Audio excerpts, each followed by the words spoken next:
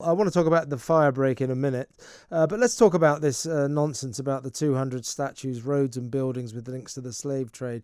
Loads under review. Already statues are being covered up.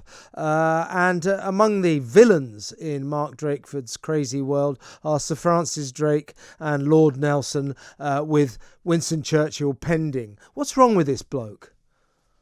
Well, Kev, I think firstly that reasonable people in Wales, and I have to say that's probably the majority of people, differed to Mark Drakeford, will be quite pleased that Nelson's column isn't in fact in Wales, it is in England, because we know that if it was in Wales, it's likely that Mark Drakeford would shut it down and Pull take it it down, down. yeah. That would be a great shame. And, one of the things that I think is really important is that we acknowledge that there are over 40 million slaves across the world as you and I speak this evening. And we have a personal and collective responsibility to do something about it.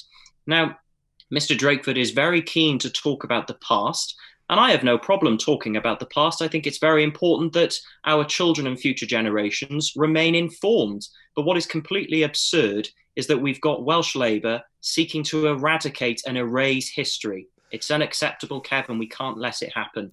This guy Drakeford, though, seems to be turning Wales into the sort of communist republic of Wales or something. I mean, the other people that we've got, Sir Francis Drake, Lord Nelson, the Duke of Wellington, William Gladstone, all are already on the blacklist. And the document describes former Prime Minister Winston Churchill as, and I quote, a person of interest, as if he's some sort of pending criminal. I mean, doesn't Drakeford think that this is all... Well, he clearly thinks it's a great idea. Why doesn't he realise it just makes him look a bit absurd?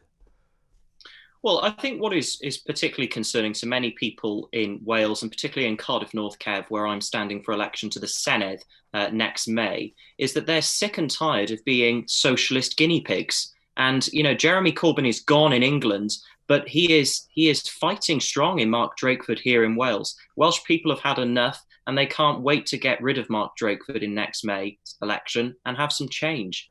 Yeah, because let's not forget, lest we forget, Mark Drakeford's friend and political hero is Jeremy Corbyn, which basically says it all, doesn't it? Absolutely. So I think Mark Drakeford was one of the first senior Labour politicians to come out and endorse Jeremy Corbyn back in 2015.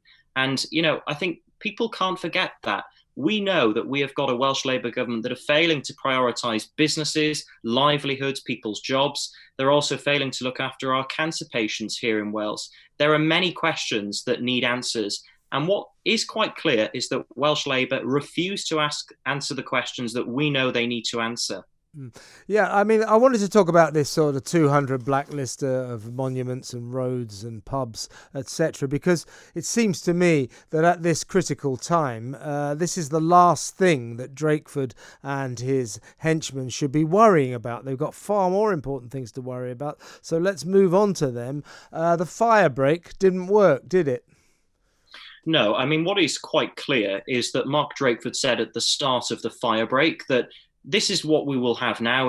We're striking whilst the iron is hot, and this will mean that our businesses can have certainty going into the so-called golden quarter, where we know they make a lot of their money to support them throughout the year. What we now have in Wales is mass uncertainty amongst the business community, and many people in Cardiff North are worried about their jobs because they now have further uncertainty. Is Drakeford going to lock us down over Christmas? It seems like he's going to lock us down in December, and it's just unacceptable. And he was sort of mincing his words, wasn't he, today and yesterday, saying, while we wait for the results of the fire break, we will have to consider more lockdowns, more serious, drastic measures. Now, while we wait for the results of the fire break, I think we were told we will get them within 2 weeks. When did it finish? Well, I know we've been out of lockdown now, I think more than 2 weeks. Yeah, exactly. And, So why haven't we got the results already? Because he said we get them within 2 weeks. I mean, the truth is, as we found out while that fire break was coming to an end, while the restrictions were still in force, we found out that Merthyr Tydfil had the worst rate of infection in all of Britain. So his firebreak did not work, which is a microcosm really for the whole country. But Drakeford's the worst sinner in this area. All this lot do. We got the same with Johnson. Sturgeon's the same. They keep imposing lockdowns on us. They don't work. What's their solution? Another lockdown. It's madness, isn't it? Well, what is absolutely madness, Kev, is that we are shutting down businesses without providing the adequate levels of compensation nor protection. So we risk coming out of this lockdown here in Wales with mass unemployment, with businesses that have survived on their knees, livelihood shattered. And we also have the white elephant in the room, which are cancer patients who have been unable to access cancer treatment.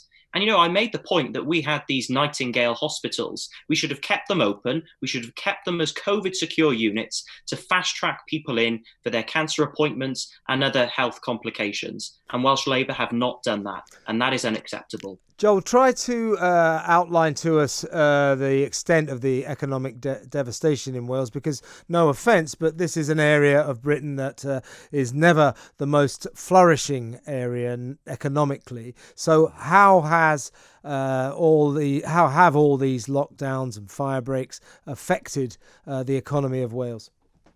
Well, Kev, let me make it quite clear that the Welsh Government, Labour run for the past 20 years, has been responsible for economic development for 20 years. I'm a candidate standing for election to the Senedd. I want to make a difference. I want to ensure that Wales can actually be an example to other nations across the United Kingdom. I've had enough of Welsh Labour telling us that Wales is poor and impoverished. Well, actually, let's do something about it. Let's encourage investors. Let's encourage jobs growth and creation. And what we have seen over the past few years is managed decline under Welsh Labour. And you know what? People get what they vote for. A number of voters across Cardiff North are telling me that they cannot wait for change next May. And I'm grateful that they are coming out and supporting my campaign.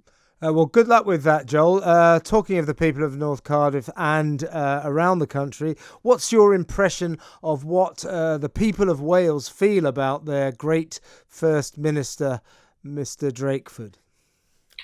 Well, I think that there are some people who support the stance that the First Minister is taking, but there are indeed a number of people that will never forget that this is the First Minister who instructed supermarkets to cordon off certain aisles socks. And not couldn't buy socks, bibs, socks, pajamas. Absolutely. This is the First Minister that is so keen to stamp his authoritarian control over the people of Wales. Well, actually, our focus as politicians should be getting the public on side and acting reasonably and acting proportionately.